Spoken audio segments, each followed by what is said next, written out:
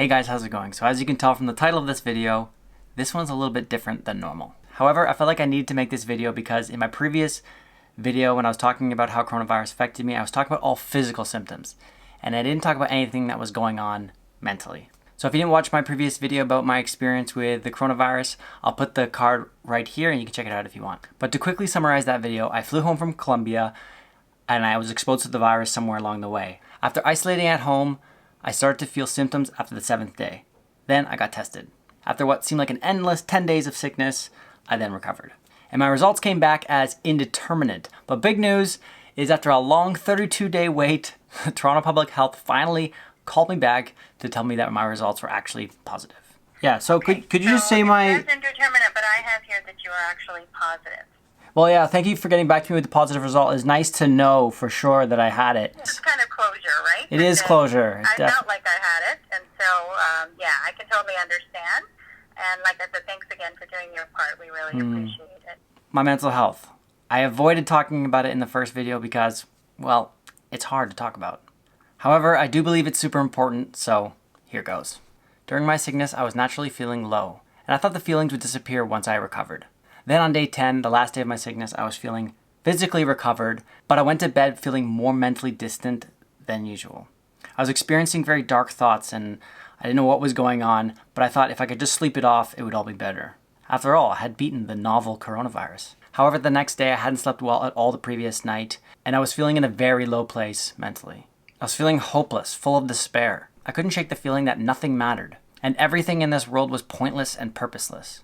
I remember saying to myself, but Mark, you should be happy. You're finally living the life you've always wanted. You're traveling, you're getting paid for it. But this thought only made it worse and spiraled me much deeper because how could I not be happy? You know, I'd spent so much time to get here, sacrificed so much. I'm right where I want to be, right? It made me remember what one of my professors once told me. Never tell someone who's struggling mentally that they should be happy because they have much more than other people in this world. Another common phrase is, well, at least, followed by many deeper problems and circumstances they could be in or experiencing. This actually doesn't address anything they're dealing with. And so similarly, on top of everything else, I felt added doubt, guilt, and shame for not feeling happy and optimistic. So I knew I had to talk to someone. So I called my parents and they came to the top of the stairs and I was at the bottom and I told them how I was feeling and what I was thinking. Ultimately, I told them that I needed to go outside and be outside. I was on the brink of tears and I couldn't barely get the words out. I felt so weak and I was in a very dark place mentally. However, my mom prayed with me and then the tears started flowing and then I eventually made my way outside. My dad gave me a bicycle and a mask and off I went to one of the city parks.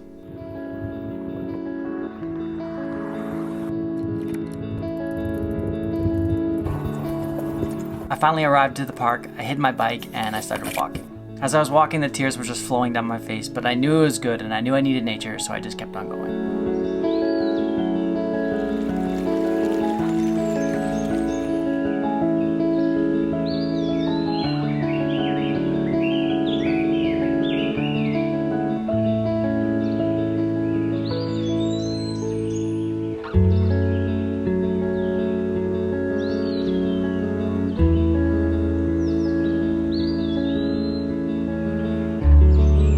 Periodically, I would stop and look at the river and the trees and the sky, and this looming cloud of despair and darkness just hung over me. I spent the whole day outside, found patches of sun, laid by the river, tried to meditate, sit, and then walk some more. I even remember feeling a slight bit of relief when I saw some fish swimming in the water. I don't really know why.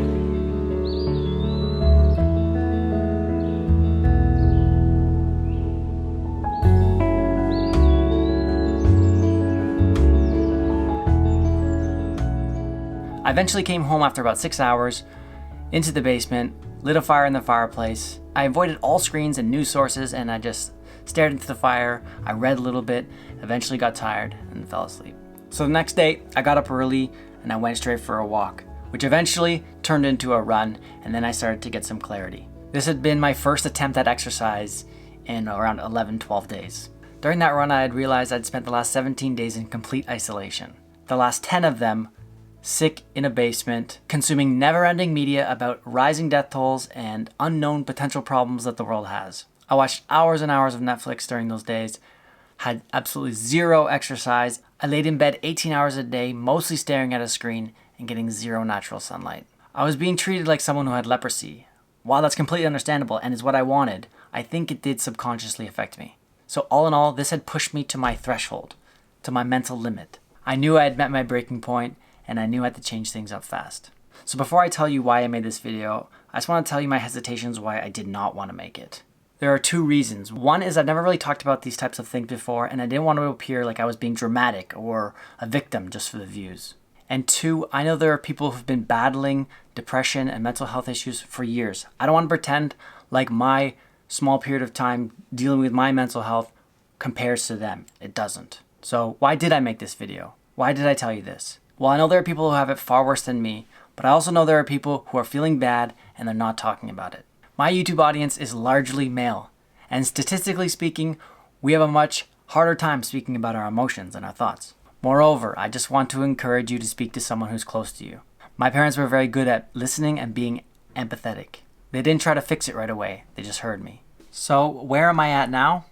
Well, due to the structures and routines that I've put in place, I'm feeling much better than I was, and I'm back to enjoying the day-to-day pleasures.